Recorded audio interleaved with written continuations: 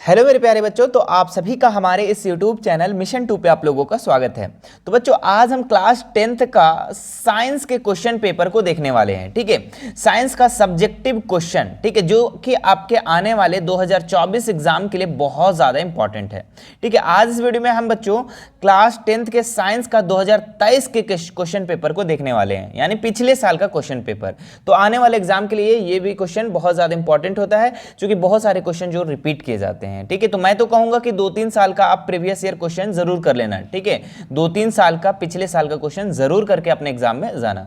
चलिए फिर आज हम लोग 2023 के सारे क्वेश्चन को हम लोग देखते हैं और उत्तर के साथ देखेंगे। ठीक है, पूरे उत्तर के साथ देखेंगे। आप लोग को पहले बता दें कि सब्जेक्टिव क्वेश्चन में आप लोग का 3 ग्रुप में बटा होता है। ठीक है, एक ग्रुप ए में, ठीक है, एक ग्रुप बी और एक ग्रुप सी। ठीक है, ये 3 ग्रुप में बटा हुआ रहता है। ठीक है, और तीनों में, ठीक है, इसमें ग्रुप ए में आप लोग का 7 क्वेश्चन देता है, ग्रुप बी में 7 क्वेश्चन और ग्रुप सी में 5 क्वेश्चन, यानी कि टोटल 19 क्वेश्चन पूछा जाता है, जिसमें से आप लोग को 13 का आंसर करना पड़ता है। ठीक है, तो ग्रुप ए में 2 नंबर का, ग्रुप बी में 3 मार्क्स का रहता है और ग्रुप सी में आप लोग का 5-5 मार्क्स का रहता है। चलिए सबसे पहले हम लोग ग्रुप ए के सारे 7 क्वेश्चन को हम लोग अच्छे से देख लेते हैं। देखिए 2023 का जो सबसे पहला नंबर क्वेश्चन पूछा गया था, क्या था? प्रकाश का अपवर्तन किसे कहते हैं? कितना अच्छा सवाल पूछा गया था। ठीक है, क्या इसका आंसर लिखना था आपको कि प्रकाश का एक माध्यम से दूसरे माध्यम में प्रवेश के दौरान अपने पथ से विचलित होने की घटना को प्रकाश का अपवर्तन कहते हैं। ठीक है, जब प्रकाश एक माध्यम से दूसरे माध्यम में प्रवेश करता है बच्चों, जब तो उसका जो पथ है, ठीक है, उसका रास्ता है जो विचलित हो जाता है, बदल जाता है, तो इसके वही आपका प्रकाश का अपवर्तन कहलाता है। ठीक है, जैसे कि मान लो कि ये निर्वात में आपका प्रकाश जा रहा है, मान लो यहाँ से टॉर्च जला रहे हो और यहाँ पे हवा में टॉर्च आ रहा है, अब आ रहा है बीच में यहाँ पे पानी है, तो पानी में भी टॉर्च का किरण आएगा। ठीक है, तो यहाँ से क्या हो जाता है, थोड़ा सा टेढ़ा हो जाता है, यही आपका प्रकाश का अपवर्तन। जैसे यहाँ से आप लोग का जो किरण आएगा एकदम सीधा आएगा टॉर्च वाला, लेकिन थोड़ा सा पानी में आएगा तो वहां पे टेढ़ा हो जाएगा। आप देखे होंगे बहुत सारा करके आप लोग घर में, है ना। चलो, तो ये था आप लोग का पहला नंबर सवाल। ठीक है, देखिए दूसरा नंबर सवाल आपके आने वाले एग्जाम के लिए भी बहुत ज्यादा इंपॉर्टेंट है। क्या है? वेरी वेरी इंपॉर्टेंट सवाल है। निकट दृष्टि दोष क्या है? इसे कैसे दूर किया जाता है? ठीक है, तो निकट दृष्टि दोष किसे कहते हैं? ठीक है, तो दृष्टि दोष तो आपका 2 प्रकार का होता है, निकट दृष्टि दोष, दूर दृष्टि दोष। ठीक है, अब निकट दृष्टि दोष क्या है और इसे कैसे दूर किया जाता है?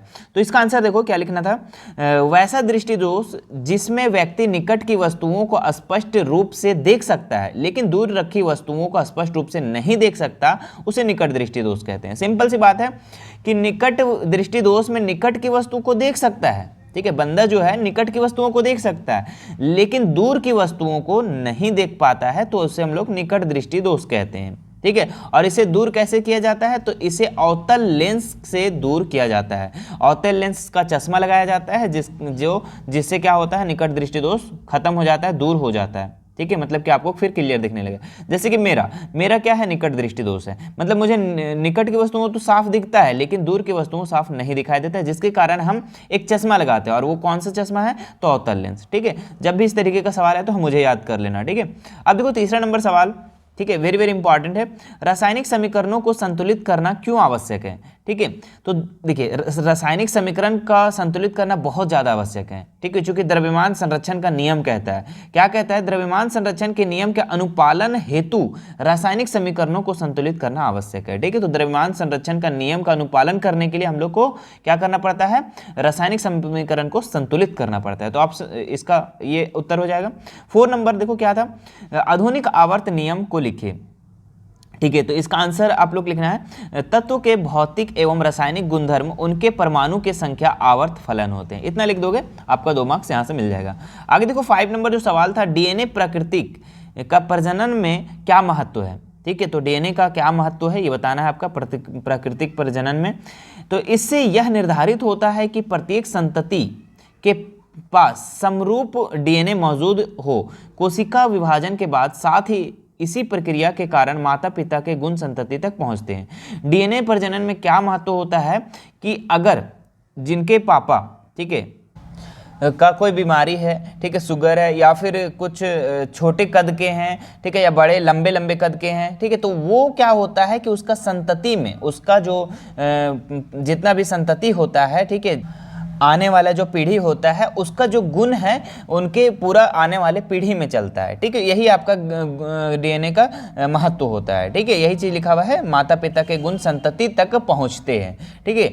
चलो आगे बढ़ते हैं हम लोग। 6 नंबर सवाल जो था, परितंत्र में अपमार्जकों की क्या भूमिका है। वेरी वेरी इंपॉर्टेंट है बच्चों, आने वाले एग्जाम के लिए भी इंपॉर्टेंट है, ठीक है। देखो ये आपका फाइनल में पूछा गया तो हो सकता है आपके अर्धवार्षिक, ठीक है, जो आपके नवंबर दिसंबर जनवरी के आसपास में होगा, ठीक है। तो अर्धवार्षिक परीक्षा में भी ये इंपॉर्टेंट है, ठीक है। तो आप लोग जितने भी क्वेश्चन होते हैं प्रीवियस ईयर सारा कंप्लीट करके ही रखना, ठीक है। हाँ, तो इसका आंसर क्या लिखना, परितंत्र में अपमार्जकों की निम्नलिखित भूमिका है। क्या है, जैव अपशिष्ट पदार्थों को सड़ाने में मदद करता है, मतलब जैव का अपशिष्ट जो भी पदार्थ होता है उसको सड़ाने में मदद करता है अपमार्जक, ठीक है। और क्या करता है, मृदा में पोषक तत्वों की पुनः पूर्ति करते हैं इत्यादि, ठीक है। तो ये दो इसका लिख दोगे तो 2 नंबर यहाँ से मिल जाएगा।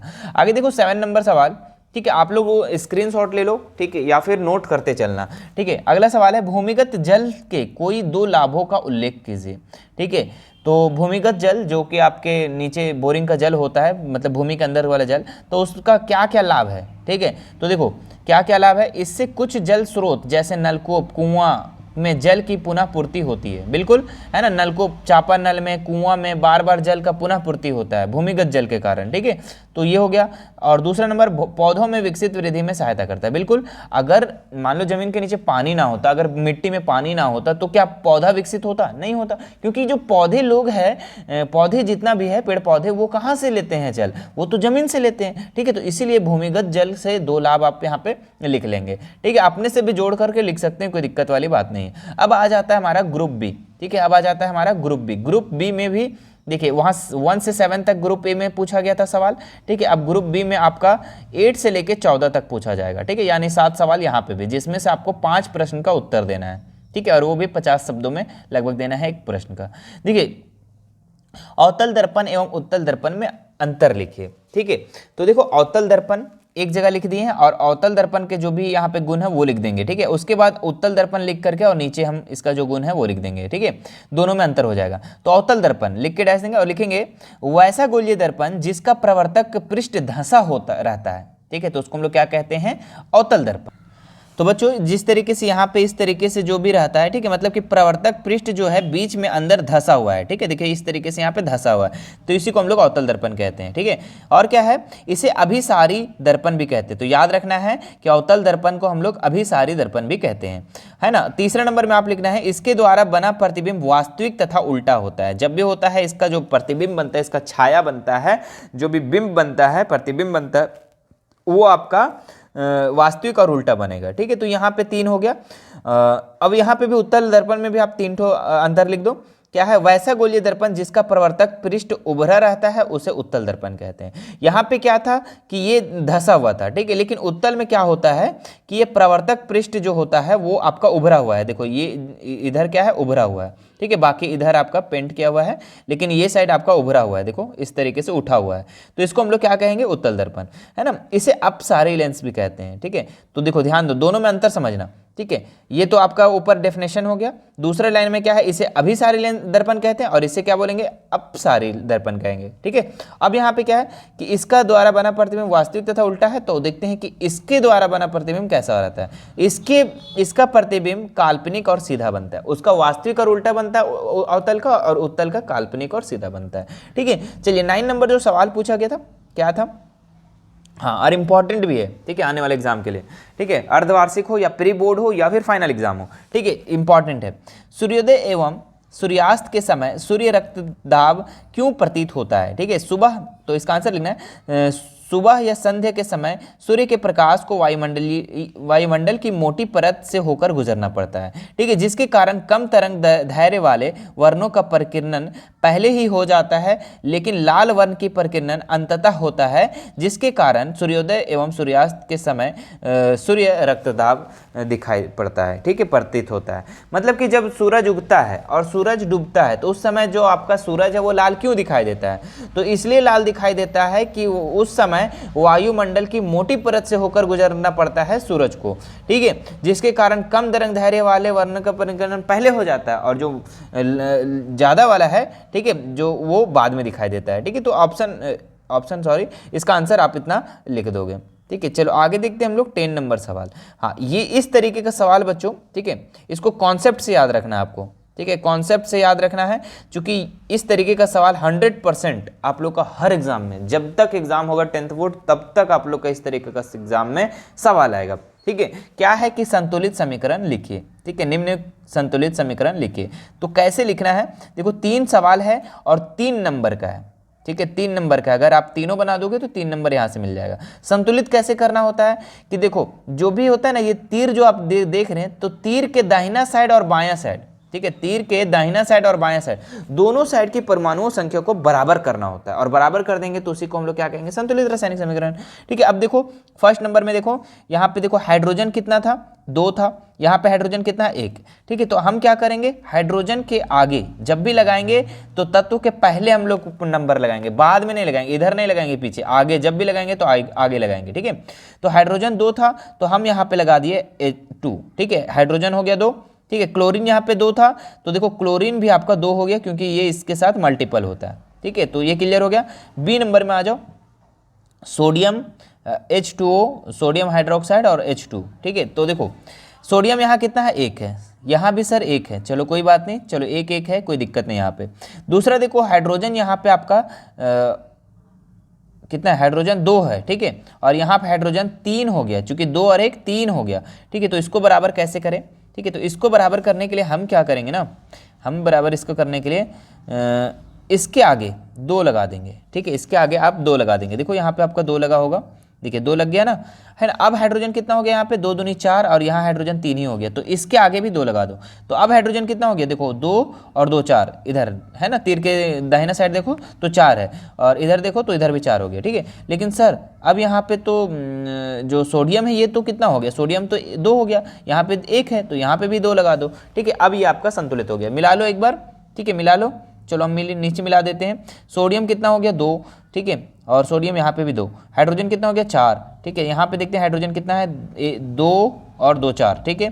फिर ऑक्सीजन देखो, ऑक्सीजन 1 है ये साइड, नहीं 2 है ना, 2 के साथ मल्टीपल है, 2 है तो यहाँ पे भी 2 है, ठीक है। तो दोनों साइड इक्वल हो गया। अब देखो सी नंबर ध्यान देना, क्या लिखा हुआ है, MnO2, ठीक है, और यहाँ पे HCl MnCl2 और Cl2 और प्लस H2O, ठीक है। तो देखो इसको कैसे करना है, यहाँ पे देखो, यहाँ पे Mg लिखना चाहिए, ठीक है, G होगा जी, यहाँ पे सब जगह G लिख दो, Mg, ठीक है, Mg। चलो तो यहाँ पे देखो, अब यहाँ पे थोड़ा सा मिसप्रिंट है, हाँ MgO, ठीक है। मैग्नीशियम यहाँ कितना है, 1 है, यहाँ पे भी 1, यहाँ पे भी 1 है, ठीक है। यहाँ पे ऑक्सीजन कितना है, 2, यहाँ पे ऑक्सीजन कितना है, तो ऑक्सीजन यहाँ 1 ही है, ठीक है। तो इसके आगे हम लगा देंगे 2, ठीक है, H2O के पहले 2 लगा देंगे, 2 लगा दिए यहाँ पे, ठीक है। अब ऑक्सीजन 2 हो गया, यहाँ पे ऑक्सीजन 1 ही रह गया, नहीं यहाँ पे 2 हो गया, ठीक है, 2 ऑक्सीजन हो गया, चलो ठीक है। हाइड्रोजन यहाँ पे कितना है, हाइड्रोजन यहाँ सर 4 है, यहाँ पे हाइड्रोजन 4 है क्या, नहीं 2 है सिर्फ, तो क्या करें यहाँ पे, सॉरी यहाँ पे हम थोड़ा सा आगे ऊपर वाला देखना था, नीचे देख रहे हैं ना, चलो देखो ध्यान देना ऊपर वाला देखना, हाइड्रोजन 1 है, यहाँ हाइड्रोजन कितना है, 2 है, तो 2 दूनी 4 ना हो गया जी, अब 2 लगा दिया तो 4 हो गया, ठीक है। फिर यहाँ पे क्लोरीन 1 है, यहाँ पे क्लोरीन 2 है, ठीक है, और 2 4 है, 4 है तो यहाँ पे हम 4 लगा देंगे, ठीक है। अब है यहाँ क्लोरीन कितना हो गया, 4, इधर भी 4 हो गया, ठीक है। तो इस तरीके से यहाँ पे भी ये भी अब बराबर हो गया है ना, सिर्फ यहाँ पे आप 2 लगाना था, यहाँ 4 लगाना था, उसके बाद आपका बराबर हो जाएगा। आगे देखो जो 11 नंबर सवाल पूछा गया था, अम्ल वर्षा क्या है, ठीक है। तो अम्ल वर्षा क्या है देखो, और आश्रित जल विद्युत का चालन क्यों नहीं होता जबकि वर्षा जल का होता है, ठीक है। तो वर्षा के जल में सल्फर एवं नाइट्रोजन को ऑक्साइड से बने अम्ल की उपस्थिति को अम्ल वर्षा कहते हैं, ठीक है। तो वर्षा के जल में अगर सल्फर और नाइट्रोजन का ऑक्साइड से बने अम्ल की उपस्थिति को हम लोग क्या कहते हैं, अम्ल वर्षा कहते हैं, ठीक है। और आश्रित जल जो होता है बच्चों, ठीक है, उसमें किसी प्रकार का लवण या आयन मौजूद नहीं होता है, ठीक है, ना H+ आयन होता है, ना H- होता है, OH- होता है, ठीक है। इसीलिए जबकि वर्षा जल में विभिन्न प्रकार के लवण एवं आयन मौजूद होते हैं जो विद्युत के चालन में उत्तरदायी होते हैं, ठीक है। मतलब कि बच्चों यहाँ पे जो आश्रित जल होता है, ठीक है, ये आपका विद्युत का चालन नहीं करता है, लेकिन जो वर्षा जल होता है ना वो विद्युत का चालन करता है, क्यों, क्योंकि वर्षा जल में बहुत सारे लवण आयन मौजूद होते हैं, इसीलिए विद्युत का वो चालन करते हैं। आगे देखो 12 नंबर सवाल, क्या था आपका, निम्न यौगिकों के नाम एवं संरचना सूत्र लिखें। ठीक है, तो आप लोग ध्यान से देखेंगे क्या लिखा हुआ, एथेन से व्युत्पन्न एल्डिहाइड। ठीक है, तो इसका आपको सूत्र लिखना था। तो नाम क्या है, एथेनल हो जाएगा। सूत्र क्या लिखना है आपका, CH3CHO। ठीक है, और इसका संरचना सूत्र आप देख सकते हैं इस तरीके से बनेगा। ठीक है, CH3 है ना, तो C यहाँ पे कितना है, दो ठो, तो दो ठो C लगा दिए। H कितना है, 3 और 1 4, तो 4 ठो H लगा दिए, 1 2 3 4। ठीक है, और O हमारा हो गया 1 ठो। ठीक है, लेकिन डबल बॉन्ड के साथ होगा, ये भी याद रखना। आगे देखते हैं हम लोग, अगला बोला था सवाल, प्रोपेन से व्युत्पन्न एक कीटोन। ठीक है, तो इसका नाम क्या हो जाएगा, प्रोपेनोन हो जाएगा, और इसका सूत्र जो हो जाएगा 2 होगा। ठीक है, ध्यान देना, ये वाला सूत्र और एक इस तरीके पे C3H6O। ठीक है, आपका आसान ये है, ये याद रखना। ठीक है, C3H6 और O। ठीक है, अब देखते हैं इसका संरचना सूत्र कैसे बनेगा। तो C3 था, ठीक है, तीन ठो C लिख दिए। ठीक है, और H के ठो था, H6 ठो, 6 ठो था, 1 2 3 4 5 6, इस तरीके से बना देंगे, और O डबल बॉन्ड के साथ लगेगा, ध्यान रखना। आगे देखते हैं हम लोग, तीसरा नंबर जो पूछा था, मेथेन से व्युत्पन्न एक कार्बोक्सिलिक अम्ल। ठीक है, तो इसका नाम जो हो जाएगा वो हो जाएगा मेथोनोइक अम्ल, और इसका सूत्र हो जाएगा HCOOH। ठीक है, और उसके बाद संरचना सूत्र आपको जो बनाना है वो देखिए, हाइड्रोजन कितना है, 2 ठो है, तो 2 ठो हाइड्रोजन हो गया। O कितना है, 2 ठो है, तो 1 2 ये भी हो गया, और C 1 ठो है। ठीक है, तो ये आपका संरचना सूत्र हो गया। ठीक है, जब भी संरचना सूत्र बनेगा तो C का 4 बॉन्ड होना चाहिए, याद रखना। ठीक है, अगर एक साइड कहीं नहीं है तो आपका दूसरा साइड डबल बॉन्ड होना चाहिए। ठीक है, अब देखो 13 नंबर सवाल। 13 नंबर जो सवाल पूछा गया था क्या था, जब एड्रेनलिन रुधिर में स्रावित होता है तब हमारे शरीर में क्या अनुक्रिया होती है। ठीक है, तो देखो इसका आंसर आपको लिखना था, जब एड्रेनलिन रुधिर में स्रावित होता है तब हमारा हृदय का स्पंदन बढ़ जाता है। ठीक है, दर बढ़ जाता है, अर्थात हमारे शरीर में रक्त प्रवाह की तेजी से होता है, और शरीर की मांग बढ़ जाती है, ऑक्सीजन की मांग बढ़ जाती है। साथ ही साथ हमारा श्वसन दर भी बढ़ जाता है। ठीक है, हम लोग मतलब तेजी से सांस लेने लगते हैं ना। और फिर क्या है, हम किसी भी क्रिया को बिना सोचे समझे करने लगते हैं, हमारा मांसपेशियां में संकुचित होने लगता है। ठीक है, तो जब भी एड्रेनलिन जो है रुधिर वो स्रावित होता है तब हमारे शरीर में क्या अनुक्रिया होती है, तो बहुत तेज ऑक्सीजन की डिमांड हो जाती है वहाँ पे, और बहुत श्वसन तेज, मतलब सांस जो है बहुत तेज चलने लगता है। ठीक है, जिसके कारण हम लोग क्या करते हैं ना, बिना सोचे समझे हम लोग कोई भी काम करने लगते हैं स्पीड में, है ना। आगे देखिए आप लोग का 14 नंबर सवाल बहुत ही आसान सवाल था। ठीक है, और आने वाले एग्जाम के लिए भी बहुत इंपॉर्टेंट है। ठीक है, तीनों के लिए, अर्धवार्षिक, प्री बोर्ड और फाइनल बोर्ड, किसी के लिए इंपॉर्टेंट है। आगे देखो, ऊर्जा के आदर्श स्रोत में निम्नलिखित गुण होते हैं। तो अगर आदर्श ऊर्जा का आदर्श स्रोत में कौन कौन से गुण होता है, तो जिसका इनका उसमें मान ज़्यादा हो, मतलब कि आदर्श ऊर्जा किसको बोलेंगे हम लोग, तो जिसका उसमें मान ज़्यादा हो। ठीक है, जो ज़्यादा अच्छा से जले। ठीक है, तो ये हो गया। दूसरा, जिसका ज्वलन ताप कम हो, मतलब कि जले कम, ठीक है, लेकिन ताप इसका ज़्यादा हो। जैसे कि आप खाना बनाते हो ये में क्या बोलते हो उसको, लकड़ी वाला में, तो उसमें जलता खूब ज़्यादा है। ठीक है, जलता खूब ज़्यादा है, लेकिन ताप जो होता है ना कम होता है। ठीक है, लेकिन गैस में जो होता है ना, गैस में थोड़ा ही जलता है, उसका ज्वलन ताप कम ही होता है, लेकिन उसमें ताप जो होता है बहुत ज़्यादा होता है, मतलब कि गैस में बहुत जल्दी खाना बन जाता है ना। आगे देखो, अगला आदर्श में क्या हो जाएगा, इनका परिवहन भंडारण सरल होता है। ठीक है, तो जो आदर्श ऊर्जा होगा, ठीक है, आदर्श ईंधन होगा, उसका जो परिवहन और भंडारण बहुत सरल होता है। ये सुगमता से भी प्राप्त हो जाता है, मतलब बहुत आसानी से, और ये पर्यावरण हितैषी नहीं होता, मतलब पर्यावरण को कोई भी दूषित नहीं करता है। ठीक है, प्रदूषण नहीं करता है। आगे देखो, ये सस्ते होते हैं। ठीक है, तो इस तरीके से आप 6 पॉइंट 5 पॉइंट लिख देंगे तो हो जाएगा। ठीक है, आगे देखो, खंड सी है और यहाँ 15 से 19 तक का सवाल पूछा गया है। प्रत्येक प्रश्न 5 अंक है। इनमें से किन्हीं 5 नहीं, यहाँ पे 3 रखना चाहिए। तो 3 प्रश्नों को आप लोग को उत्तर देना है और 100 शब्दों में देना है। ठीक है, देखो बहुत ही इंपॉर्टेंट सवाल। ठीक है, आप ध्यान रखना कि पार्श्वक्रम, श्रेणी क्रम या फिर ओम के नियम, तीनों में से एक सवाल तो 100% आप लोग का एग्जाम में आएगा। तो तीनों को आपको याद रख लेना है। ठीक है, तीनों को याद रखना। पार्श्वक्रम यहाँ पे पूछा गया 2023 में, पार्श्वक्रम हो सकता है ये आपका अर्धवार्षिक में पूछ दे, फाइनल में ना पूछे, फाइनल में आपका ओम का नियम पूछ दे। ठीक है, तो आपको अच्छे से याद रखना है। देखो क्या है, पार्श्वक्रम संयोजन किसे कहते हैं, प्रतिरोध R1 R2 और R3 को पार्श्वक्रम में संयोजित करने पर समतुल्य प्रतिरोध का व्यंजक प्राप्त कीजिए। ठीक है, 5 नंबर का है बच्चों, अच्छे से लिखना है।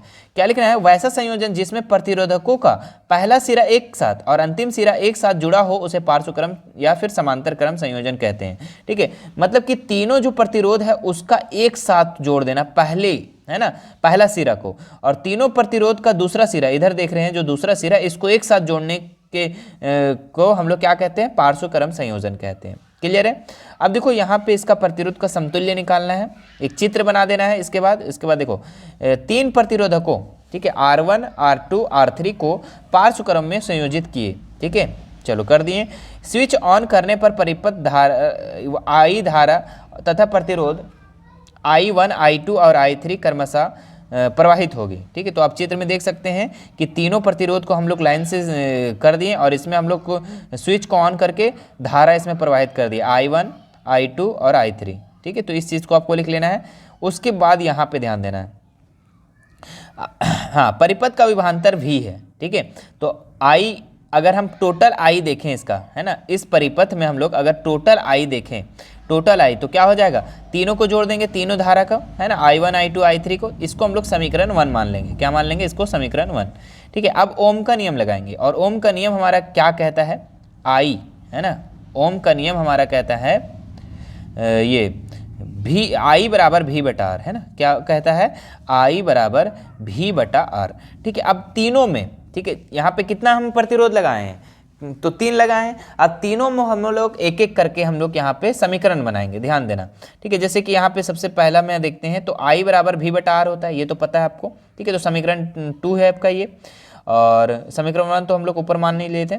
अब समीकरण 3 क्या होगा कि I1 बराबर V1 बटा VR, ठीक है, और I2 बराबर V2 बटा VR R2, ठीक है, V2 बटा R2, और I3 बराबर हो जाएगा V3 बटा R3। ठीक है, तो ये हो जाएगा आपका इस तरीके से। अब देखो यहाँ ध्यान देने वाली बात है कि I बराबर, आपको तो पता है समीकरण 1 से कि I1 I2 और I3 बराबर होगा। अब तीनों चारों समीकरण को मिलाएंगे जब हम, तो I बराबर, फर्स्ट वाले देखो V बटा R लिखे थे, और I2 बराबर, ठीक है, I1 बराबर V बटा R1, और I2 बराबर V बटा R2, और I3 बराबर V बटा R3। ठीक है, यहाँ पे जो लिखा हुआ है V1, ये नहीं होगा। ठीक है, ये नहीं होगा, मिसप्रिंट है। चलो, तो ये लिख देना है। उसके बाद अब इसको आपको फॉर्मूला बैठा देना है। अब देखो इनमें से तीनों में से कॉमन क्या नजर आ रहा है? V, तो V को निकाल दो बाहर, अंदर क्या बचा? 1 बटा R1, 1 बटा R2, R3। ठीक है, अब देखो ये V से भी कैंसिल हो जाएगा। ठीक है, V से भी कैंसिल हो जाएगा, तो आपके पास क्या बचेगा?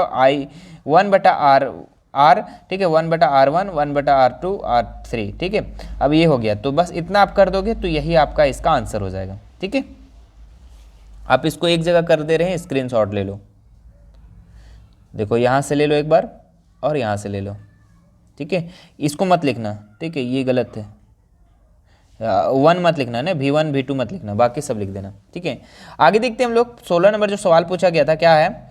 विद्युत चुंबकीय प्रेरण किसे कहते हैं? एक प्रयोग द्वारा विद्युत चुंबकीय प्रेरण को समझाएं। ठीक है, तो इसका आंसर देखिए कैसे लिखना है आपको। चुंबकीय क्षेत्र में परिवर्तन के कारण निकटवर्ती परिपथ में धारा उत्पन्न होने की परिघटना, ठीक है, परिघटना को विद्युत चुंबकीय प्रेरण कहते हैं। ठीक है, घटना होगा, घटना को विद्युत चुंबकीय प्रेरण कहते हैं। एक क्षण चुंबक है, परिनालिका और गैल्वेनोमीटर ले। ठीक है, गैल्वेनोमीटर परिनालिका से जुड़ा है। जब क्षण चुंबक को परिनालिका के अंदर तेजी से ले जाते हैं तब उसे चुंबकीय क्षेत्र में परिवर्तन आता है, जिससे गैल्वेनोमीटर की सुई विक्षेपित होती है। उसी प्रकार उसी तेजी से बाहर निकालते हैं और गैल्वेनोमीटर की सुई में पुनः विक्षेप होता है, परंतु विपरीत दिशा। ठीक है, परंतु विपरीत दिशा आपका क्या होता है? विक्षेपित होता है। अब देखो यहाँ पे नीचे लिखना है अंततः इससे यह स्पष्ट होता है कि चुंबकीय क्षेत्र में परिवर्तन के निकटवर्ती परिपथ में विद्युत धारा उत्पन्न होगा। ठीक है, तो यहाँ पे आपको इतना आंसर कर देना है 16 नंबर का। 17 नंबर में देखो क्या लिखा है? धातु और अधातु के 3 भौतिक एवं 2 रासायनिक गुणों का अंतर लिखिए। ठीक है, तो धातुओं और अधातुओं के 3 भौतिक एवं 2 रासायनिक गुण में अंतर लिखना है। तो सबसे पहले हम लोग धातु लिख देते हैं, है ना। धातु में क्या होता है? वे पदार्थ जिन्हें इलेक्ट्रॉन खोने में की क्षमता रखते हैं। ठीक है, क्षमता होती है, क्लियर है, उसे धातु कहते हैं।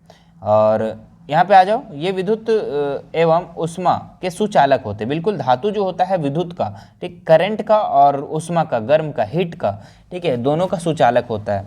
और ये तन्यता होती है, ठीक है, आघात वर्धनीयता होती है और चमकीला होती है धातु। और क्या होता है, ये कठोर होते हैं।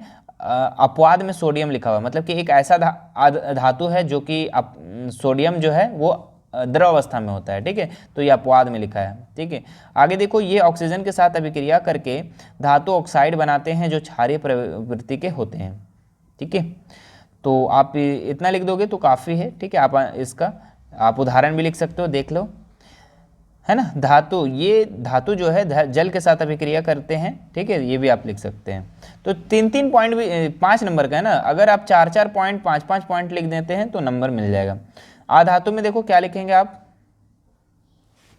कि वे पदार्थ जिनमें इलेक्ट्रॉन ग्रहण करने की क्षमता होती है उसे धातु कहते हैं। देखो, धातु में क्या था, इलेक्ट्रॉन को ये त्यागता था, लेकिन यहाँ पे ग्रहण करने की क्षमता है।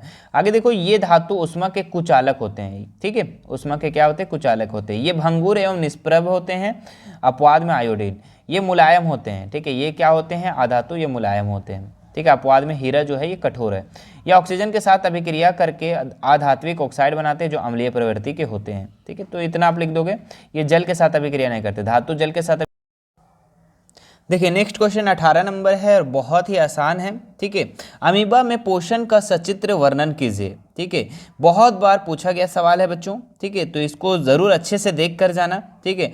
तीनों एग्जाम के लिए, अर्धवार्षिक, प्री बोर्ड और फाइनल बोर्ड, तीनों के लिए इंपॉर्टेंट है। देखो क्या है, अमीबा अपना जो भोजन है, अमीबा कैसा है, एक कोशिकीय जीव है, और ये अपना भोजन कैसे करता है, कैसे खाता है, ठीक, कैसे पचाता है, इस चीज़ के बारे में आप लोग को लिखना है। तो सबसे पहले ये जो चित्र देख रहे हैं, चित्र को एकदम छाप देना एग्जाम में, ठीक है। सबसे पहले देखो, ये आपका कूटपाद है, ठीक है, ये केंद्रक है और ये भोजन है, ठीक है। ये आप जो देख रहे हैं भोजन है।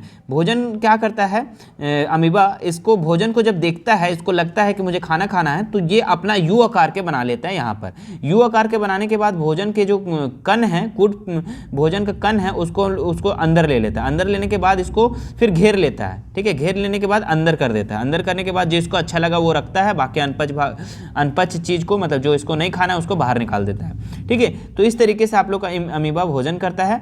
अब बात रहे कि इसको लिखना है, कम से कम 3-4 लाइन लिख देना है। देखो क्या लिखना है, अमीबा प्राणी समभोजी पोषण द्वारा अपना भोजन ग्रहण करता है, ठीक है। इसमें अमीबा के कूटपाद भोजन के आभास में भोजन की ओर अग्रसर होता है। तो अमीबा को जब लगता है कि भोजन करना है, आभास होता है उसको, ठीक है, तो वो क्या होता है, ये भोजन की तरफ अग्रसर होता है, मतलब बढ़ता है और भोजन को चारों तरफ से घेर लेता है, ठीक है। अभी हम लोग जस्ट बताया, चारों तरफ से घेर लेता है। उस घेरे हुए भाग को खाद्यधानी कहते हैं।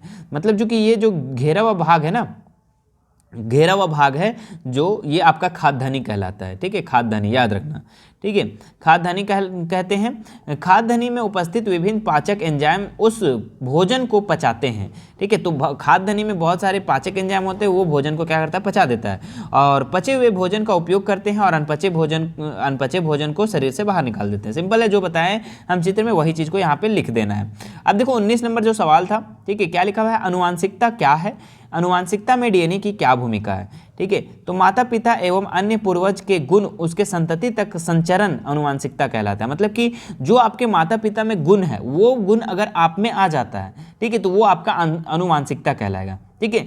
जैसे कि किसी के माता पिता छोटे कद के हैं, ठीक है, लंबे नहीं हैं, तो वो उसके जो भी बच्चे होंगे वो छोटे ही होंगे, ठीक है। और जिनके माता पिता लंबे हैं तो उनके जो बाल बच्चे होंगे, ठीक है, जो बच्चे होंगे वो भी बड़े होंगे, लंबे होंगे ना। यही गुण को अनुवांशिकता कहलाता है। अब अनुवांशिकता में डीएनए की क्या भूमिका है, ठीक है, तो यहाँ पे देखो क्या भूमिका है। यह एक अनुवांशिकता पदार्थ है जिसमें सभी अनुवांशिकताएं कूटबद्ध होती है। यह द्विगुणन द्वारा अपनी अनुकृति बनाता है जो जनन का मूलभूत कार्य है, ठीक है। तीसरा पॉइंट आप लिख देना है, यह विभिन्नताएं भी उत्पन्न करता है, सिंपल है। और यह प्रतिलेखन द्वारा आरएनए उत्पन्न करता है जो प्रोटीन वे संश्लेषण में सहायक होता है। प्रोटीन से नए शरीर की रचना होती है और यह विभिन्न जैव रसायनों के संश्लेषणों को नियंत्रित करता है, ठीक है। तो आप इतना पॉइंट लिख लोगे, 5 पॉइंट यहाँ से तो हो जाएगा, ठीक है। तो ये था बच्चों हम लोग का 2023, ठीक है, 2023 का विज्ञान का, है ना, विज्ञान का क्वेश्चन पेपर। ठीक है, आने वाले एग्जाम में ये क्वेश्चन बहुत ज़्यादा इंपॉर्टेंट होते हैं बच्चों। ठीक है, चाहे वो अर्धवार्षिक हो, प्री बोर्ड हो या फिर फाइनल बोर्ड हो। ठीक है, तो इससे आप सारे क्वेश्चन को आप याद कर लेना। ठीक है, तीनों एग्जाम में कहीं ना कहीं आप लोग को ये सब क्वेश्चन को ज़रूर देखने को मिलेगा। ठीक है, बाकी कोई भी दिक्कत होती है हमारे इंस्टाग्राम का लिंक दिया हुआ है डिस्क्रिप्शन में, वहाँ से ऐड होकर मुझे मैसेज कर सकते हैं। ठीक है, बाकी इसके बाद हम सोशल साइंस का, सामाजिक विज्ञान का आपका प्रीवियस क्वेश्चन को लेकर बहुत जल्दी लेकर आएंगे। ठीक है, और इसके अगर आप सब ऑब्जेक्टिव, है ना, science, social science, math, Hindi, जितना का भी, ठीक है, ऑब्जेक्टिव अगर देखना चाहते हैं तो ऑब्जेक्टिव का भी आपका एक प्लेलिस्ट बना हुआ है, उस प्लेलिस्ट का लिंक मैं डिस्क्रिप्शन में दे रहा हूँ, या फिर हमारे चैनल पे जा करके विजिट कर सकते हैं, प्लेलिस्ट में जाकर चेक कर सकते हैं। पिछले साल का सारा क्वेश्चन आप लोग को 2 साल का मिल जाएगा, वहाँ से आप अपना एग्जाम को 2024 एग्जाम को बहुत अच्छा बना सकते हो। चलिए मिलते हैं नेक्स्ट वीडियो में। Thank you so much.